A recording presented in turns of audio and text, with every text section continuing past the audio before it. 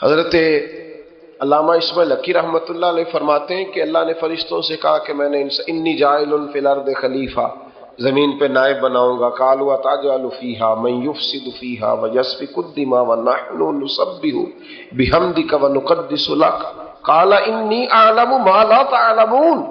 فرمایا میں زمین پہ نائب بنانے والا ہوں، تو کہنے لگے یا اللہ وہ تو فساد پھیلائے گا، خون ریزی کرے گا۔ تو اللہ نے فرمایا جو تم جانتے ہو وہ میں، جو میں جانتا ہوں وہ تم، جو میں جانتا ہوں وہ تم نہیں جانتے، تمہیں نہیں پتا۔ تو علامہ اسماعیل حقی فرماتے ہیں وہ کیا تھا جس کو فرشتوں کو نہیں پتا تھا؟ فرماتے ہیں یہ وہی انسان کے اندر جو اللہ کے قرب کے متلاشی ہونے کا جذبہ تھا، فرشتے اسے جانتے۔ لوہے محفوظ میں یہ تو پڑھ لیا تھا کہ یہ فساد کرے گا، یہ تو پڑھا تھا کہ ابو جہل فساد کرے گا، یہ نہیں پڑھ سکے تھے کہ ابو بکر رویا بھی کرے گا۔ یہ تو پڑھ لیا تھا انہوں نے، یہ تو پڑھ لیا تھا کہ اخنس بن شریک تلواریں نکال کے لوگوں کو قتل کرے گا، یہ نہیں پڑھا تھا کہ مولا علی شیر خدا مزدوری کریں گے اور جو مزدوری ملے گی وہ اللہ کے بندوں میں تقسیم کر دیا کریں گے۔ یہ تو انہوں نے پڑھ لیا تھا کہ ابو البختری، ابو لہب یہ لوگوں کے گلے کاٹیں گے، پر یہ نہیں پڑھا تھا کہ عثمان غنی رضی اللہ تعالیٰ عنہ قحط کے زمانے میں بھی کروڑوں کا مال اللہ کے راستے میں خرچ کر دیا کرے۔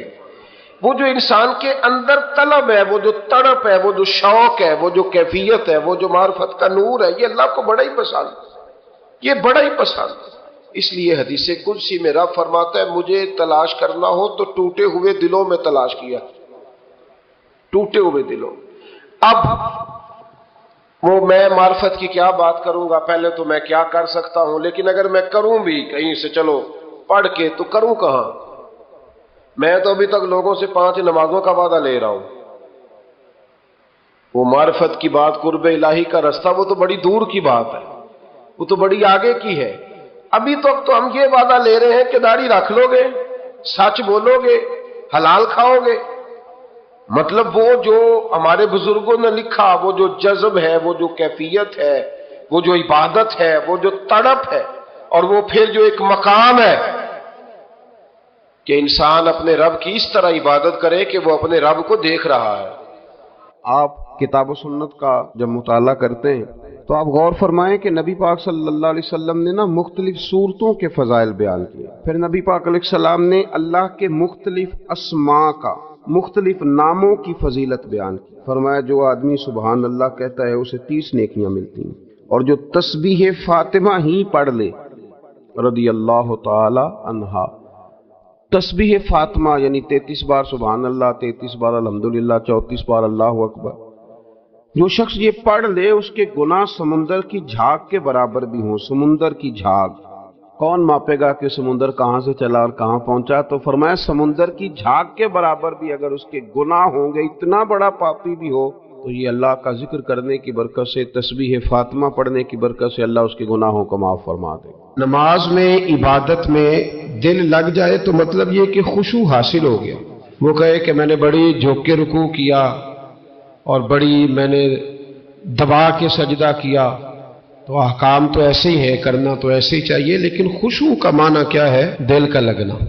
غور کرنا ہے آپ نے بات پہ۔ خشوع کا معنی دل جب تک نہیں لگتا نماز میں خشوع نہیں، دل جب تک نہیں لگتا تلاوت میں لذت نہیں، دل جب تک نہیں لگتا ذکر کا مزہ نہیں، دل جب تک نہیں لگتا غلامی کا مزہ نہیں، دل جب تک نہیں لگتا عقیدت، محبت، یہ سارے لفظ بے معنی۔ دل لگنا بڑا ضروری ہے۔ اب ایک حدیث جب پڑھوں گا نا تو آپ کہیں گے کہ اتنی بڑی بات اور ہمیں خبر ہی نہیں کہ دل لگنا کتنا ضروری ہے۔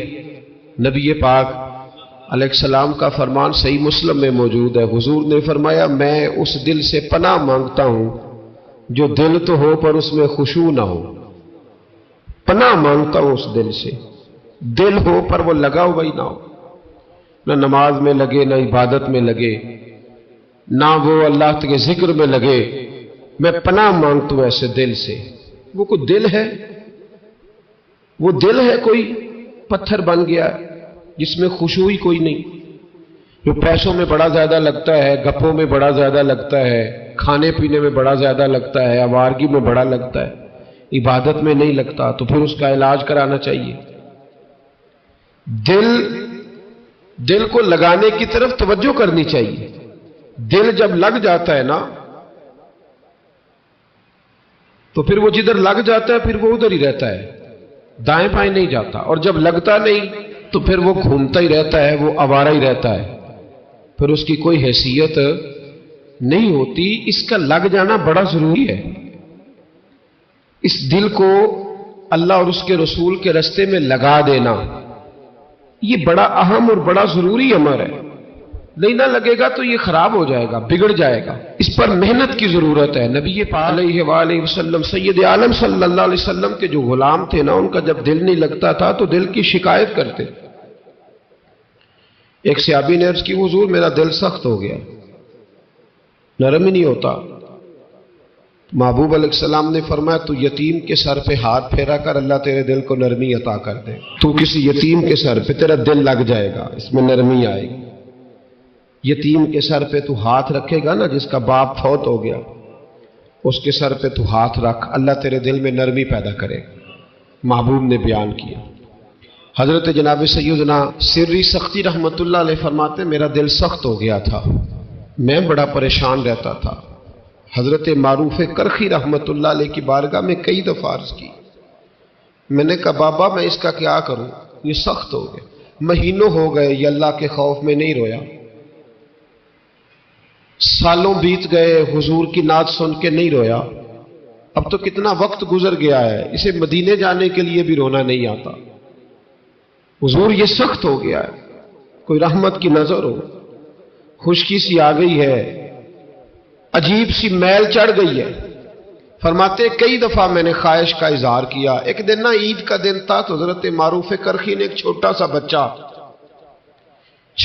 بچہ انگلی کے ساتھ لگایا ہوا تھا, تو حضرت آ رہے تھے. تو میں نے کہا حضور آپ کدھر سے آ رہے ہیں, یہ بچہ کون ہے؟ فرمانے لگے یتیم ہے. سارے بچے عید والے دن اخروٹ کے ساتھ کھیل رہے تھے, بیچارے کے پاس اخروٹ کوئی نہیں. تو حضور آپ کیا کریں گے؟ تو حضرت معروف کرخی کہنے لگے پیسے تو میرے پاس بھی کوئی نہیں اخروٹ خرید کے دینے کے. میں یہاں سے کھجوروں کی گٹھلیاں چنوں گا, وہ گٹھلیاں بازار میں بک جاتی ہیں. میں یہ گلیوں سے گٹھلیاں چنوں گا اور چن کے میں کہیں بیچوں گا, اور جب میں انہیں بیچوں گا تو پھر یتیم کے لیے 2-4 اخروٹ خریدنے کے قابل ہوں گا, پھر میں اسے اخروٹ خرید کے دوں گا. پتہ نہیں کہاں کی بات سنا رہا ہوں میں آپ, اور پتہ نہیں کہاں کا ذکر کر رہے ہیں بابا جی. بچہ یتیم ہے, بچے اخروٹ سے کھیل رہے تھے, اس کے پاس اخروٹ کوئی نہیں. بابا آج کا پیر تو معرفت کی بات کرتا ہے, تو یتیم کے لیے گٹھلیاں چلنے چلا ہے.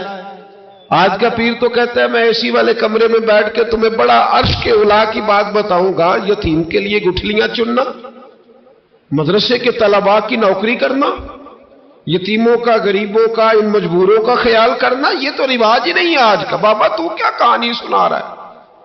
تو حضرت معروف کرخی کہنے لگے گٹھلیاں چنوں گا, پھر انہیں بیچوں گا, پھر جب کچھ پیسے ملیں گے نا تو میں اسے اخروٹ خرید کے دوں گا. اور فرمانے لگے جب یہ اخروٹ سے کھیل کر ہنسے گا نا تو اللہ میرے دل کو سکون عطا فرمائے گا. میں گٹھلیاں چننے جا رہا ہوں, میں مزدوری کرنے, تیری تلاش میں پھرا میں جنگل, پہاڑ اور دشت میں. تو حضرت سری سختی فرماتے ہیں میرے گھر میں پیسے تھے, میں نے کہا حضور اگر یہ نوکری مجھے مل جائے تو میں غلام جو ہوا, اگر مجھے دے دے یہ نوکری تو میں نہ کر لوں. فرمانے لگے تو کر لے. فرماتے میں اس یتیم کو پہ گھر لے گیا, وہاں سے میں نے پیسے لیے, پھر بازار لے گیا, کپڑے خریدے, اس کے لیے ٹوپی خریدی, پھر میں نے اسے 2 کھجوریں کھلائیں, پھر اخروٹ خرید کے دیے. حضرت سیدنا معروف کرخی کہتے ہیں اس کو میں نے چیزیں دے کے نا, وہ بچہ تھا, بچے ہی ہوتے ہیں, میں نے جب اسے اخروٹ دیے تو وہ دوڑنے لگا, میں بھی ہلکا ہلکا پیچھے چلنے لگا. فرماتے ہیں وہ جا کے بچوں کے گروہ میں مل گیا, وہاں درجنوں 20 بچے کھیل رہے تھے, وہ مل گیا, وہ کھیلتا رہا. آپ فرماتے ہیں لوگوں اس دن میرے رب نے میرے دل کو اپنے قرب کی لذت بھی عطا کی, اور میرا دل تھا میرے سینے پر ساری رات, تھا میرے سینے میں میرا دل, پر ساری رات میرے نبی کے قدموں کا طواف کرتا رہا ہے. اب نہ لگ گیا ہے, پاک ہوے تے پاک بھی ملدا ہے، اے بنا پاکوں پاک نہیں ملدا۔ سادے وجود نو تون دے نالوں اکو تولا ہے ٹکڑا دل دا۔ یہ دل میں خشوع پیدا ہو جائے نا، خشوع، تو یہ لگ جاتا ہے۔ نبی پاک صلی اللہ علیہ وسلم نے فرمایا قیامت میں اللہ کے عرش کے سائے کے علاوہ سایہ نہیں ہوگا۔ اللہ کچھ لوگوں کو اس دن اپنے عرش کا سایہ دے گا۔ ایک اس شخص کو بھی اللہ سایہ دے گا جو نماز پڑھ کے آ تو جاتا ہے پر دل اس کا مسجد سے لگا رہتا ہے۔ جس کا دل لگ گیا نا وہاں، دل جس کا دل لگ گیا۔ حضرت ربیع بن خثیم رضی اللہ تعالیٰ عنہ ایک تابعی تھے، وہ کہتے ہیں میرے کسی نے دل میں بات ڈال دی کہ بس دل میں ڈال دی کہ نظریں جھکا کے رکھنی ہے۔ بس کسی نے دل میں بات کہ نظریں جھکا کے رکھنی ہے۔ 20 سال وہ آتے رہے حضرت عبداللہ ابن مسعود کے گھر، تو نظریں اس طرح جھکا کے رکھتے تھے، جب دروازے پہ دستک دیتے تھے نا تو حضرت عبداللہ ابن مسعود کی کنیز دیکھنے جاتی تو کہتی تھی حضور وہ آپ کا نابینا دوست نہیں، وہ نابینا وہ آیا دروازے پہ۔ حضرت بات سن کے ہنس دیتے۔ 20 سال گزر گئے۔ کتنے؟ کسی کو کہا جائے نا پیر صاحب مرید کو وظیفہ بتائیں کہ 20 دن کرنا ہے، تو نامے دن پوچھے تو کہندے میں ادھر ہی کیتا جدن تساں دسیا سی، اس دن تو میں نے کیا تھا۔ تو پھر ساتھ ہی کہتے ہو ہمیں غوث پاک بھی بنا دو، جلدی جلدی ان کی لسٹ میں بزرگوں کی شامل کر دو۔ تو بھائی ذرا ٹھہر جا، 20 سال آتے رہے، 20 سال۔ ایک دن کہا تھا کسی نے نظر جھکا کے رکھنا، تو کہتے کنیز باہر جاتی، کہتی حضور آپ کا وہ نابینا دوست نہیں وہ آیا، تو حضرت ہنس دیتے۔ 20 سال گزر گئے تو کنیز ایک دن کہنے لگی حضور میری جرت تو نہیں پر مجھے بتائیں تو صحیح کہ میں جب بھی آگے کہتی ہوں نابینا ہے آپ ہنستے ہیں، میں نے 20 سال نہیں پوچھا، آج تو زمانہ بیت گیا، بتائیں تو صحیح۔ آپ فرمانے لگے وہ نابینا نہیں، اس کا دل لگ گیا ہے، یہ بات بیٹھ گئی ہے کہ نظریں جھکا کے رکھنی ہے۔ وہ نابینا نہیں، اسے تو نظر آتا ہے۔ آج جب آئے گا نا تو پردے کے پیچھے کھڑی ہو کے دیکھنا، جب دوبارہ آیا تو بی بی کہتی ہے پردے کے پیچھے میں نے کھڑے ہو کے دیکھا، وہ تو آنکھیں کھول کھول کے دیکھ رہا تھا۔ اس کا دل لگ گیا تھا کہ جب کوئی عورت نظر آئے تو پھر نظر جھکا لینی، پھر نابینا بن جانا ہے، تو اس کو بن گیا تھا، لگ گیا دل اس طرف، تو بات بن گئی۔ تو حضرت عبداللہ ابن مسعود جناب ربیع بن خثیم رضی اللہ تعالیٰ عنہ سے فرمانے لگے تو تابعی ہے، کاش تو صحابی ہوتا، اور مجھے امید ہے اگر مصطفیٰ کریم تیرا چہرہ دیکھتے تو ضرور تجھ سے راضی ہوتے، کاش تو صحابی ہوتا۔ بھائی اس کا علاج کرائیں، خوشبو ہی نہیں ہے، دل لگ ہی نہیں رہا۔ آپ یقین کریں بہت سارے ایسے لوگ ملنے آتے ہیں، دل کرتا ہے انہیں کہا جائے یار تو چلا جا پھر کبھی آنا، تو یہ کیسی بات ہوئی؟ تو بیٹھا کسی کے پاس ہے، سوچ کسی اور کو رہا ہے، دیکھ کسی اور کو رہا ہے، جو تجھے دیکھ کے پھر کسی اور کو بھی دیکھے۔ ایک تماشائی ہے وہ طالب دیدار نہیں۔ او بھائی نہیں دل مانتا کہ تو یار کدھر تم، مطلب تیری توجہ ہی نہیں، تو پتہ نہیں کون ہے، کس کو تو سوچ رہا ہے، کس کی طرف تو دیکھ رہا ہے، کس لیے تو آیا ہے۔ بھائی سارا زمانہ لائن میں کھڑا تھا پیالے لے کے، سب کو خیرات ملی، ایک آدمی کے جو پیالے میں گیا وہ گر گیا، اس نے ساتھ والے سے پوچھا یار میرا تو گر گیا، ملا تو تھا پر گر گیا۔ اس نے کہا اصل بات یہ تھی کہ تیری توجہ کسی اور طرف تھی، تیرا دھیان کسی، میں 20 سال جاتا رہا ہوں تو تیرا دھیان کدھر تھا، توجہ کدھر تھی؟ تو 50 سال بھی جا پر تیرا دل ہی نہیں لگا ہوا، تیرا خیال ہی حاضر نہیں، تو کہیں اور رہتا رہا ہے، وہاں تو تھا ہی نہیں۔ زندگی میں وہ عجیب لمحہ تھا، وہ میرے ساتھ تھا پر میں تنہا تھا۔ میرے عزیز یاد رکھیں جب تک دل نہیں نہ لگتا۔ اس نے کہا یار میرا تو سارا گر گیا۔ اس نے کہا گرا اس لیے ہے کہ تیرا دھیان، دل لگ جائے نا تو جو چیز آئی ہوتی ہے وہ گرتی۔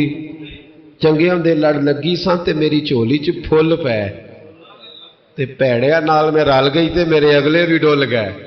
او میرے بھائی جب تیرا دھیان بٹتا ہے نا پھر حالات خراب ہوتے، جب تیرا دل نہیں نہ لگتا، بے چین سا، بے قرار سا، مجبور سا۔ کچھ لوگ نماز پڑھنے آتے نہیں، لگتا ہے کسی نے گن پوائنٹ پہ بھیجے، ایسے لگتا ہے اگر 2 منٹ قاری صاحب لیٹ ہوئے تو لگتا ہے یہ گولی مار دیں گے، تو پتہ نہیں میں ہی مسجد آ گیا ہوں اور یہ کیا ہے، مطلب اتنی بے چینی ہے، بے قراری ہے، ٹینشن ہے، تیرا دل ہی نہیں لگا ہوا، تو ٹھہر تو جا، تجھے پتہ نہیں تو اس جگہ آیا ہے۔ جس کے بارے میں بزرگ فرماتے ہیں مومن کو مسجد میں یوں سکون ملتا ہے جس طرح مچھلی کو پانی